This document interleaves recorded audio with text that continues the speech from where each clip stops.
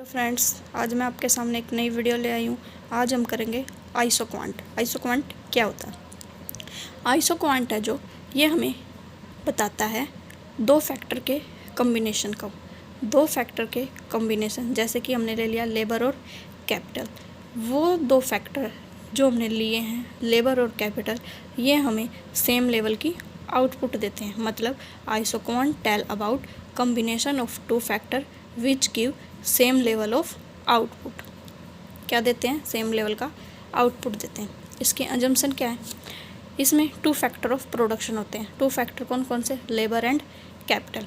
इसमें क्या होता है? डिविजिबल फैक्टर होता है। डिविजिबल फैक्टर मतलब कि हम इसको डिवाइड कर सकते हैं दोनों फैक्टर को। कुछ अमाउंट लेबर का यूज कर सकते हैं, कुछ अमाउंट कैपिटल का यूज कर सकते हैं। जो इसमें टेक्निक है वो कांस्टेंट होती है। कांस्टेंट टेक्निक का मतलब जो इसमें टेक्निक हम यूज़ कर रहे हैं उनको हम चेंज नहीं कर सकते। पॉसिबिलिटी ऑफ टेक्निकल सब्स्टिट्यूशन, इसका मतलब क्या है? इसका मतलब है कि हम लेबर की जगह पे कैपिटल को यूज कर सकते हैं और कैपिटल की जगह पे हम लेबर का यूज कर सकते हैं। टेक्निकल इसमें सब्स्टिट्यूशन हो सकता है कि लेबर की जगह हम कैपिटल यूज कर सकते हैं और कैपिटल की जगह लेबर को। अब इसके कॉम्बिनेशन को एक टेबल से देखते हैं। देखो, यह है कॉम्बिनेशन ABCDE। ये लेबर, ये कैपिटल, ये है marginal rate of technical substitution, labour और कैपिटल, और ये है हमारी आउटपुट। ये है आउटपुट। अब देखो, मान लो हमने पहला कॉम्बिनेशन लिया, ए कॉम्बिनेशन। इस पॉइंट पे जो हमारे आउटपुट है, आउटपुट हमारी कांस्टेंट रहेगी, क्योंकि हर एक कॉम्बिनेशन से हमें सेम लेवल की आउटपुट मिल रही है। तो आउटपुट हमारा 200 सेम हो गया। अब देखो, लेबर लिया हमने 1 2 3 4 5, कैपिटल 15 11 8 6 2 5। अब देखो, जब हम लेबर की एक यूनिट को बढ़ा रहे हैं, पहले ये देखो कि marginal rate of technical substitution क्या होता है। जब हम लेबर को इंक्रीज कर रहे हैं तो हम कितना कैपिटल को डिक्रीज़ कर रहे हैं।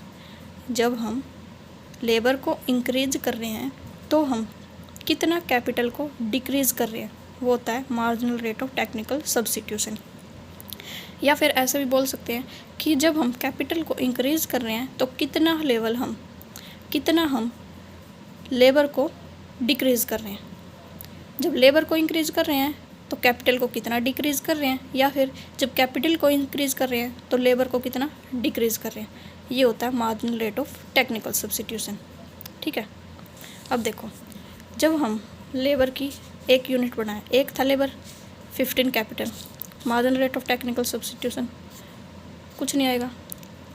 जब हम लेबर को बढ़ाया, क्योंकि marginal rate of technical substitution में यही होगा ना कि एक को बढ़ाएंगे दूसरे को कम करेंगे।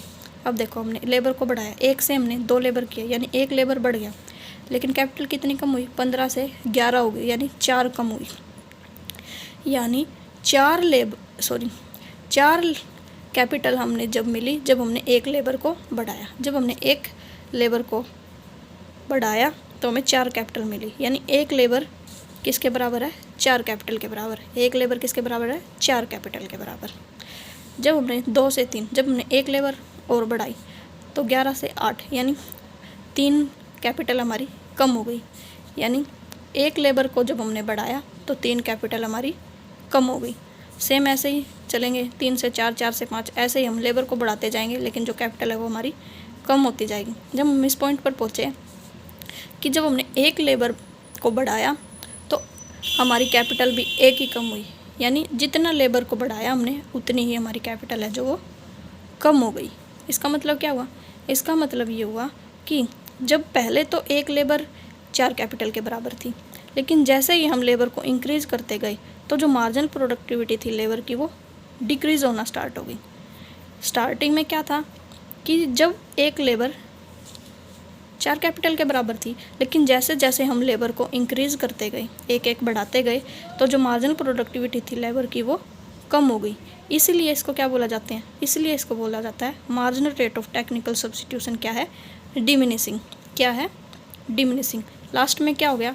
जो 1 लेबर है वो 1 कैपिटल के बराबर काम कर रही है। 1 कैपिटल 1 लेबर के बराबर काम कर रही है।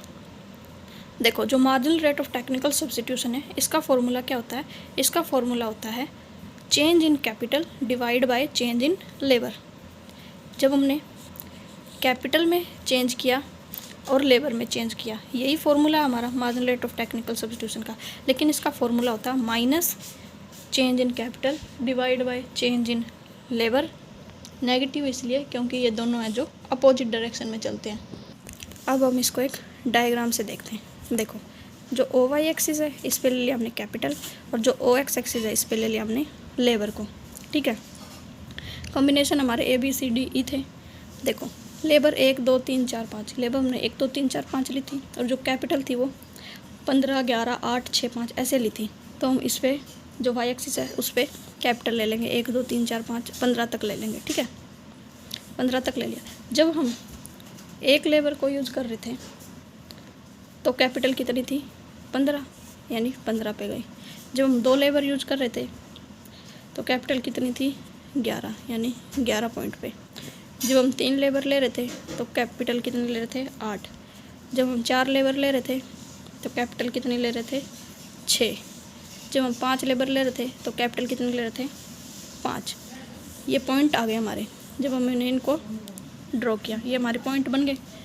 जब हमने इन सारे पॉइंटों को मिला दिया, मतलब ये जितने भी कॉम्बिनेशन हमारे बने हमने इनको मिला दिया।